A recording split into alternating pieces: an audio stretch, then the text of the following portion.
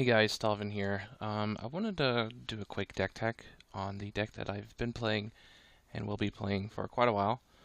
It started out as a budget build to hold me over until I was more familiar with the format to potentially turn this maybe into red-green Tron or maybe green-black Tron or maybe an Eldrazi Tron. I don't know. But the more I played it, the more I enjoyed it, so I've been playing it a lot longer than I initially thought I was going to. But I'm just going to go over the deck real quick. It obviously plays the 3 Tron lands, 2 Forest, and Buried Ruin. This is a more unseen deck or a card in Modern. It taps for colorless, which is perfectly fine, and you can pay 2, sacrifice it, and return an artifact from your graveyard to your hand. And most of my deck is artifacts, so it essentially gets almost every card that I could possibly want. And I play 4 Westvale Abbey. This is a big surprise. This is one of my biggest win conditions. If you watch a lot of my previous videos and some of my future videos, Ormondal wins almost, I would say, 40% of my games single-handedly. Because I can put Lightning Greaves on him, which we'll get to later. But even without Lightning Greaves, I can usually just set and ride him to victory. And he's a big shock to most people. I'll get to that later. But then we run the 4 spheres, the 4 stars, the 4 maps, the 4 stirrings, usual stuff, the 4 scryings. And then we run 2 of these boots. Lightning Greaves, 2 mana, Haste and Shroud.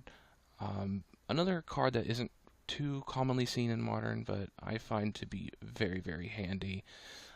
It's amazing. I love the boots. Now, at first I was questioned about them because of no one ever plays them, but the more I play them, the more I love them. And then we have Perilous Vault. This is kind of like the substitute for Oblivion Stone, but it costs 1 more mana to play. So in total, the stone costs 8 to play and crack.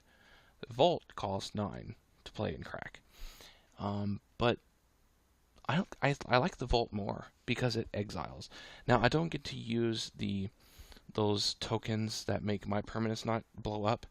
But honestly, if it's to the point where I'm blowing up the field, then I'm fine with losing my own creatures, because most of the time I'll play and blow up the field and I'll have another threat in my hand to just play next turn and take back board control. And the fact that this exiles is so much better, in my opinion, than the Oblivion Stone destroying, because the graveyard is just an extension of the board presence, right? So there's so many decks in Modern, especially, that interacts with the graveyard, and this just shuts that off.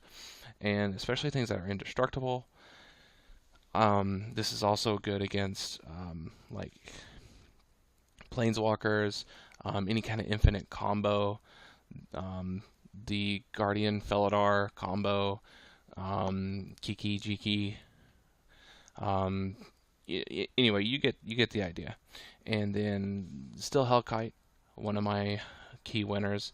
This guy is amazing. He is like a Oblivion Stone for just your opponent half the time. He knocks out so many things, and if you watch my videos, you'll see what kind of a key card he is. He also has Rust Breath, so if I have a boatload of mana, nothing to do with it, then I just pump it all into him, and I can take out the opponent in like 2 hits most of the time with this guy. Next we have Thopter Assembly. 5/5 flyer at the beginning of my upkeep. If I have no other Thopters, I return Thopter Assembly to my hand, and I get 5/1/1s. Now these 5/1/1s is what I do is I get these 5/1/1s, and then I play the Westvale Abbey right there, and then I can summon Ormondal, and he has haste, right? So it's instant value there. And the fact that Thopter Assembly goes to my hand and not to my graveyard, I don't lose out on any card advantage. Now, if it was like, if it said sacrifice software assembly, then it would be a little iffy. But the fact that it goes back to my hand, it doesn't really matter. Next we have Colossus. This guy, he doesn't get very much love at all in Modern. He's like 1 cent, I think, to purchase it. Most of the time when I play this, people take forever to read it because they just don't understand what's going on. Why am I playing this? And the other half of the time, people don't bother to read it. There's so many times when people will leave a blocker up, like a 1/1 token or something, because they don't realize that he gets trample, and he becomes a 20/20. This guy wins a lot of games for me, and you'll see that in my videos. But the deck as a whole, I think, is very solid. It's not unbeatable, right? You're not going to go to a Pro Tour qualifier and win with this deck, but it's definitely fun for casual Magic Online or F&M, things like that, and it's very surprising. People aren't going to expect this deck. I've never seen anything like it. I've never, not even on online. You can check this deck out on my Tapped Out account. I'll put a link in the description for that. And feel free to give comments on the video if you are on this video in the comments below on cards that you think might help me or help the deck. I gotta be honest, it's really hard to disassemble this specific deck. I've tried putting in things like mainboarding Karn or Ugin, things like that, but it just doesn't fit well in the deck. Now, I would understand extracting the entire artifact package and throwing all that stuff in there. That would work, but as it sets, I think I really like it. The only thing that I would kind of consider is maybe taking out 1 Colossus, but honestly, I like having 4. But we can go ahead and go to the sideboard. Sideboard is obviously going to vary a lot, but I just want to let you know what I have in here and why, because some of it's a little different. Nature's Claim, obviously, for things like Blood Moon,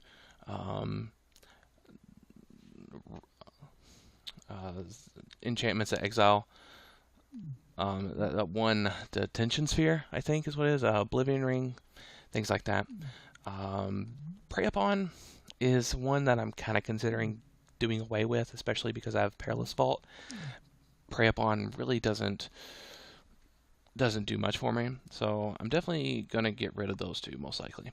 But then I have Sheltering Ward.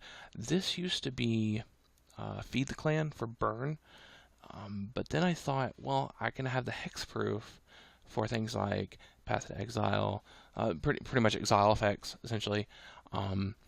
But then I also gain life. So this is kind of like a 2-for-1, because at any point I'm going to gain at least 5 life, because all my creatures have 5 health, and I almost always have a creature. I remember one game I was playing, I didn't record this, I wish I would have, but I had a Colossus, and he was, I monstrosity'd him. And then I went into combat phase, my opponent tried to Path to Exile, and then in response, I used Sheltering Ward. I gained 20 life. So that was pretty cool. But that's essentially what that does. Ghost Quarter is essentially for Tron, I guess, the mirror match in some ways. You guys know what Ghost Quarter is for.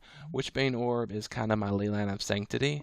The reason I prefer Witchbane Orb is because Leyline of Sanctity is very expensive. And I don't usually run into burn type decks. But I like Witchbane Orb because it works well with Buried Ruin and Ancient Stirrings. So the fact that it's an artifact is a plus.